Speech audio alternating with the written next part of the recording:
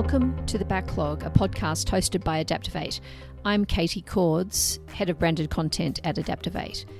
Adaptovate partners with clients to accelerate outcomes by implementing new, transformative ways of working. We are a global firm with offices in North America, Europe, Asia, and Australia. Today, our guests are Alan Trivedi and Steve Walton.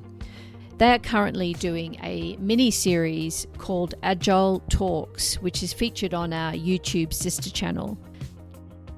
Hey, how you doing, Steve? How's it going? I'm doing really well. Thank you, Alan. Good to catch up again. Yes, the Steve and Alan talks. I think this is kind of growing on me. I'm starting to enjoy these conversations we have. You know, I had an interesting situation a few months back. I was working with one of our Agile teams, and the product owner came to me and she said she was kind of having a little bit of a struggle with the team. So she said she used to be an analyst, and she's an extremely brilliant analyst. She was very good at her job. And so she was asked to kind of be the product owner on this team. So she got certified.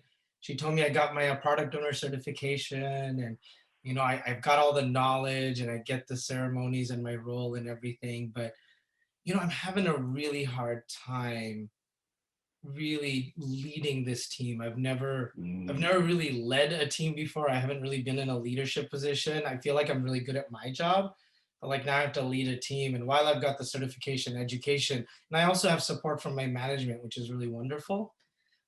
What I'm really struggling with is how do I become a better leader? Because I think that's what I need to be successful. So I guess when as I thought about it, her and I had a really great conversation on it. Would love to get your thoughts on like what has your experience been in product owners coming into this role, and what do they need to be successful as a leader? That's a really good question. I think it gets back to a topic we often talk about is, you know, what's the role of certification? And, you know, certification and accreditation, it says you passed an exam. It means that you actually have heard a lot of very useful stuff. And you're obviously more skilled than you would have been beforehand, hopefully. But, you know, people come into roles from many different places. There's a broad variety of skills and experience people bring to everything. And product owners in particular is one of those roles that people get to through many ways.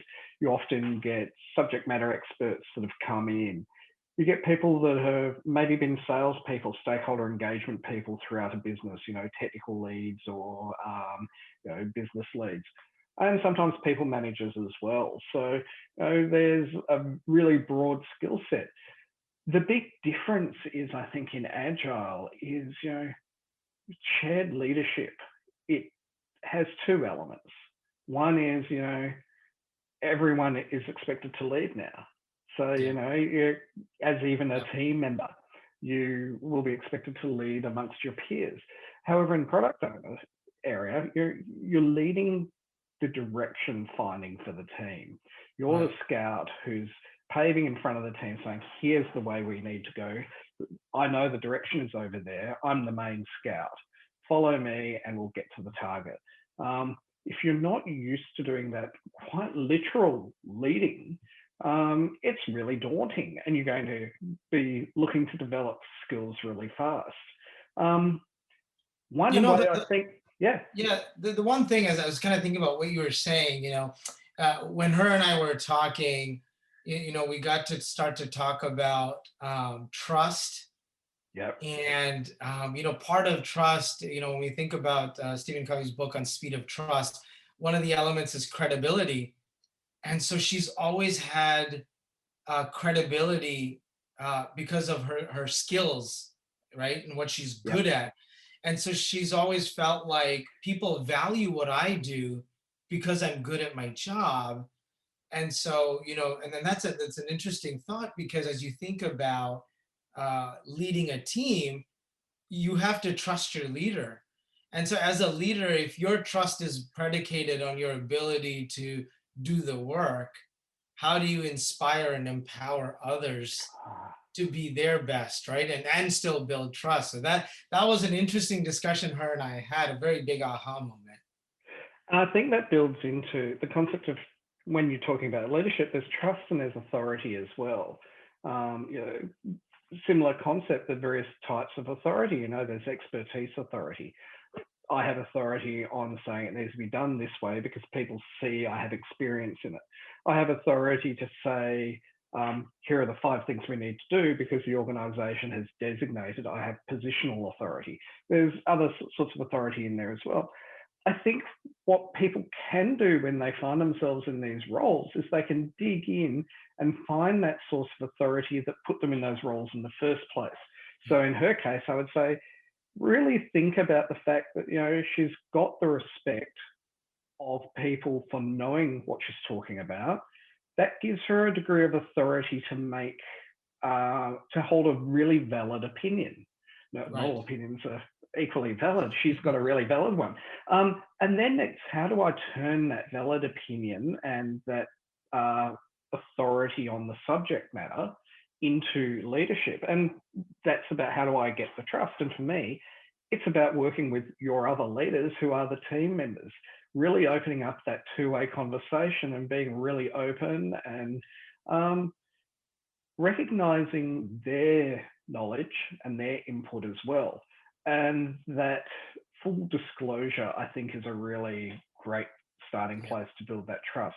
I'm here because, I really understand what the things are we need to build in order to get there. I'm here because I know the way to get to the target.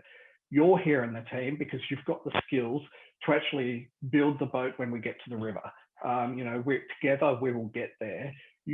Without me, we might go the wrong place. Without you, I can't get there.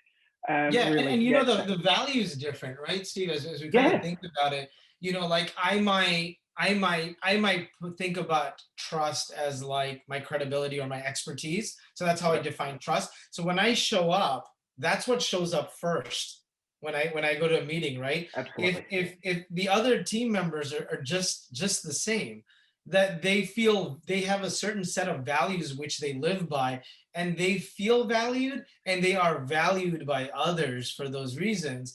And so, part of it is I do also believe that having that open conversation, just like you said, right, the two-way dialogue, to really get to know your team in terms of what is it that they value, what is it that they believe, what are they thinking, having that continuous dialogue.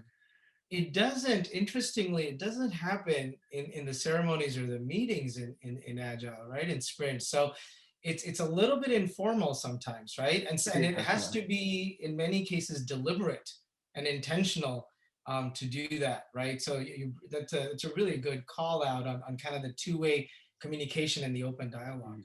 And I think the thing to really reassure people as they come into these roles is, they are a leader, not the leader. They are expected to show leadership. As a product owner, I expect leadership over the direction we're going, and someone who's going to, on behalf of the team, of the squad, go and bat for us into the broader organization, work with those stakeholders, make the hard decisions on our behalf. And everyone else is also a leader doing the things that they're there for as well. And I think that by acknowledging the rest of the team as a leadership, you're the first big step towards them recognizing you in your role as leader as a product owner. Yeah, no, that's fantastic. Great points there. Great points. Looks like we've got some really great takeaways from today. But I think, if I had to kind of summarize that, looks like have an open dialogue with your team about what's important to them, how you value them, and how they and understanding how they value themselves. Understanding your own leadership style, right? And you talked about a little bit about the authoritative style, right? Like you've got authority on something. And so what is that authority? What do you bring to the table? How does that show up?